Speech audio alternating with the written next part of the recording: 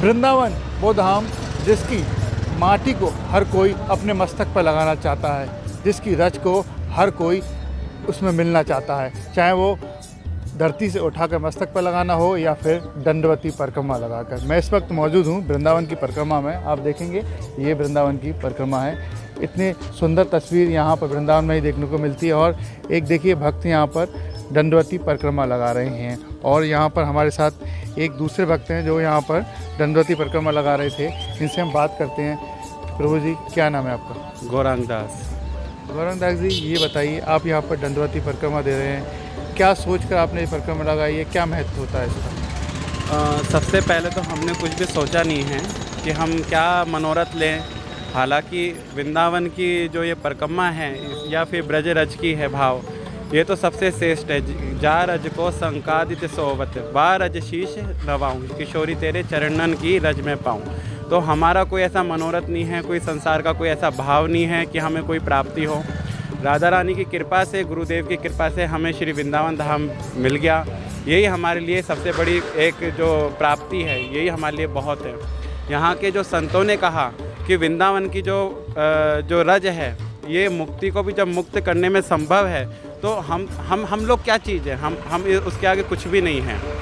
तो संतों का भाव इसी प्रकार से है, संतों का जो भाव है वो इसी प्रकार से है, जैसे कि निकुंज महल में जब प्रिया जी और उनकी सहचरियाँ जब आगे चल रही हैं, तो उनकी जो चरण रज है वो हम लोगों को मिले, क्योंकि हम कहीं ना कहीं उन्हीं की ही उपासना में जो लग रहे हैं। तो उनकी उपासना का यही है कि हम सीधे जाके तो वहाँ बैठने में नहीं है, लेकिन जैसे भक्तों की है, यहाँ इतने साधु संत मुनि भक्त जन सब जो यहाँ से गए हैं, उनकी चरण रज हमारे मस्तक पे, हमारे शरीर में, हमारे तन में, हमारे मन में, हमारे हृदय के अंदर जाए। और उसको, क्योंकि वैसे भी कि केवल एक किशोरी कृपा से जो कछु होए सो होए, केवल एक किशोरी जो हैं और उनके जो भक्त हैं उनकी ही कृपा है। अगर मिल जाए तो सब कुछ संभव है। तो उन्हीं कृपा के लिए आइए हम दंडोती के लिए हैं, बाकी हमारा कोई ऐसा ऊपर से कोई मनोरथ नहीं है। ये कितने किलोमीटर की परिक्रमा होती है? दंडवती काफ़ी टफ होती है, कहते हैं कि ज़मीन पर लेट के चलना, धरती पर लेट के चलना, तो कैसे संभव हो पाएगा? आप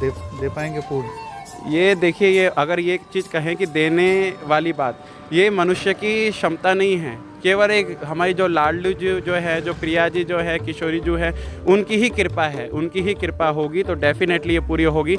और जहाँ मन में अगर भाव आया है कि हम वृंदावन की दंडोती दें, तो ये भाव को भी पूर्ण वो ही होगी। क्योंकि श्री वृंदावन धाम जो है ना, जैसे कहते हैं कि पूरी दुनिया के अंदर तीर्थों के अंदर सबसे श्रेष्ठतम धाम जो है वो वृंदावन है।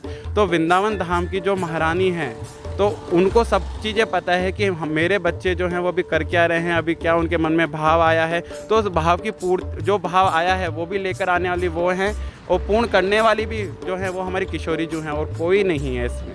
लगभग कितने दिनों में आप इसे पूर्ण कर लेंगे? देखिए, मनोरथ के हिसाब से किसी का होता है कि 5 दिन में हो, 7 दिन में हो, लेकिन हमारा कोई मनोरथ नहीं है। हमारा यह है कि ब्रज रज का आनंद ले। अगर हम ऐसे जाके ब्रज रज में अगर घूमें तो वो लगेगा अजीब सा। तो दंडोती के बहाने से ब्रज रज को हम हमारे हृदय से लगा रहे, तो हमारा कोई दिन नहीं है। जब तक किशोरी जी की इच्छा है, हम आनंद में ये परिक्रमा हमारी हम लोग करेंगे। ये मस्तक पे आपने क्या लगा रखा है? ये ब्रज रज है।